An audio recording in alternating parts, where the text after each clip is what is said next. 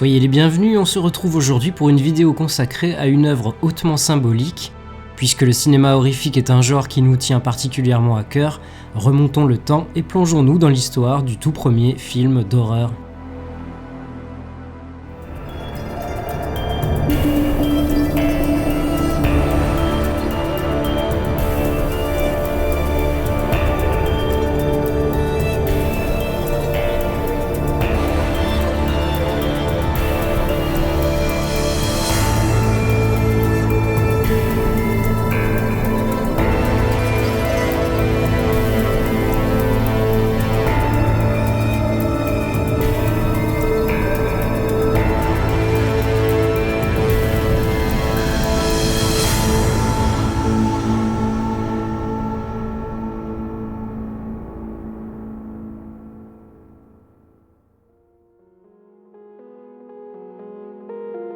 Fort des procédés cinématographiques révolutionnaires qu'ils ont mis au point et de leur envie de développer une véritable industrie autour du cinématographe, les frères Lumière donnaient, le 28 décembre 1895, à l'hôtel Scribe, situé boulevard des Capucines à Paris, la première projection publique et payante de l'histoire du cinéma.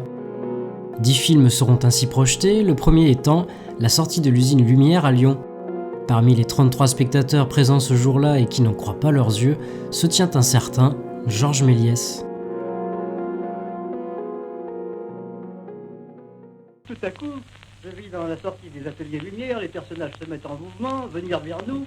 Quelques minutes après, un train s'est lancé et prêt à traverser la toile, se précipiter dans l'auditoire. Nous étions tous, je dois le dire, absolument stupéfaits, vous comprenez bien. Et vous avez jamais vu penser à votre public. Oh, mais pensez donc, immédiatement, j'ai dit, voilà mon affaire, un truc extraordinaire. Attiré par la scène et la magie dès son plus jeune âge, mais pas du tout soutenu dans cette voie par un père qu'il espère voir reprendre, aux côtés de ses 2 autres fils, le flambeau de l'entreprise familiale de chaussures, Georges Méliès revend la part dont il hérite et avec l'aide financière de sa femme, achète le théâtre Robert Houdin. Pendant plusieurs années, Georges Méliès, devenu illusionniste, rencontre le succès grâce à ses numéros de prestidigitation. Mais ce 28 décembre 1895 marque un tournant dans sa vie. La technologie développée par les frères Lumière le fascine tellement qu'il tente de l'acquérir. Essuyant un refus, il décide alors de mettre au point son propre matériel de prise de vue et de projection. Une ambition qui passe notamment par l'acquisition du Théâtrographe numéro 2 Mark I, projecteur fabriqué et commercialisé par l'anglais Robert William Paul. Rapidement, Méliès transforme ce simple projecteur en caméra. Il réalise ses premiers tournages dès le mois d'avril 1896. Dans un premier temps, Méliès se contente de filmer ses numéros de magie et de les projeter ensuite devant un public, une opération qui remporte un énorme succès, tant du point de vue des critiques que des retombées financières. Une réussite qui le convainc d'expérimenter toujours plus. Alors qu'il tourne une scène dans les rues de Paris, Méliès fait une heureuse découverte. Un blocage de l'appareil dont je me servais au début produisit un effet inattendu, un jour que je photographiais prosaïquement la place de l'Opéra. 1 minute fut nécessaire pour débloquer la pellicule et remettre l'appareil en marche. Pendant 7 minutes, les passants, omnibus, voitures, avaient changé de place bien entendu. En projetant la bande, ressoudée au point où s'était produite la rupture, je vis subitement un omnibus, Madeleine Bastille changer en corbillard et des hommes changer en femmes. Le truc par substitution, dit truc à arrêt, était trouvé. À ceci près que l'effet en question était déjà visible 1 an auparavant dans l'exécution de Marie, reine des Écossais, film américain réalisé par William Hayes. Pour Méliès, il s'agit donc plutôt d'une redécouverte d'un trucage dont il saisit rapidement l'utilité. Déployant inventivité et imagination, il fait de ce stop motion un des effets spéciaux stars de son cinéma, l'utilisant pour la première fois dans son film réalisé en 1896, Escamotage d'une dame chez Robert Houdin.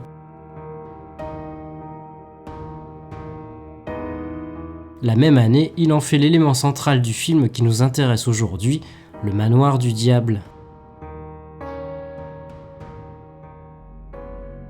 Se déroulant dans un château, l'intrigue du manoir du diable tourne ainsi essentiellement autour de la technique de la disparition. Gimmick qui deviendra par la suite un élément indissociable du cinéma horrifique. Ici, une chauve-souris se transforme en Méphistophélès, lequel fait apparaître un chaudron et quelques créatures démoniaques que des hommes, possiblement explorateurs, vont devoir combattre. Interprété notamment par Georges Méliès dans le rôle de Méphistophélès, et Jeanne Dalcy qui deviendra la seconde épouse du réalisateur et qui joue ici la femme sortant du chaudron, ce court-métrage, muet et en noir et blanc d'une durée de 3 minutes 37, est donc considéré comme le tout premier film d'horreur. Tourné en extérieur dans le jardin de la propriété de Méliès à Montreuil, avec des décors peints, Le Manoir du Diable affiche un ton plus grave que la plupart des films qui suivront, ces derniers se concentrant davantage sur l'humour. Diable, fantôme ou bien encore sorcière, le film contient également bon nombre d'éléments qui seront repris par le cinéma horrifique. Si Le Manoir du Diable peut se targuer d'être le premier film d'horreur, il est également considéré comme le premier film de vampire, notamment du fait de l'utilisation par l'un des protagonistes d'une croix pour chasser le démon. Un point discutable étant donné que Le Manoir du Diable ne présente aucun vampire et que l'antagoniste principal, comme le titre l'indique, n'est autre que le diable, représenté ici par un costume aux cornes relativement prononcées, tel qu'on en trouvait dans les productions théâtrales de Faust données au cours du XIXe siècle. À une époque où le fait de chasser les vampires avec un crucifix est devenu commun, au cinéma comme en littérature, c'est oublier que l'iconographie religieuse avait déjà servi bien avant à repousser autre chose que des vampires.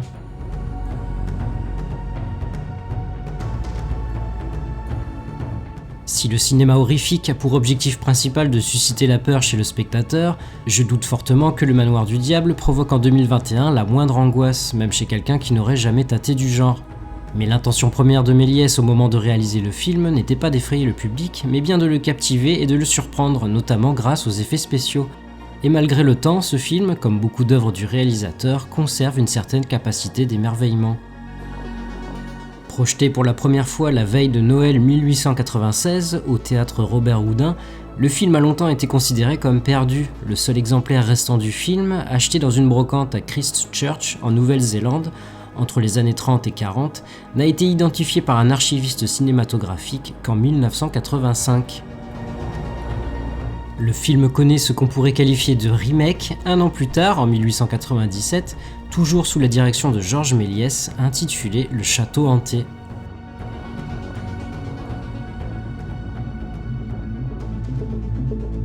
Si vous avez apprécié cette vidéo, alors n'hésitez pas à liker, commenter, partager et vous abonner à la chaîne si ce n'est pas déjà fait. Je vous retrouve prochainement pour une nouvelle critique. Salut!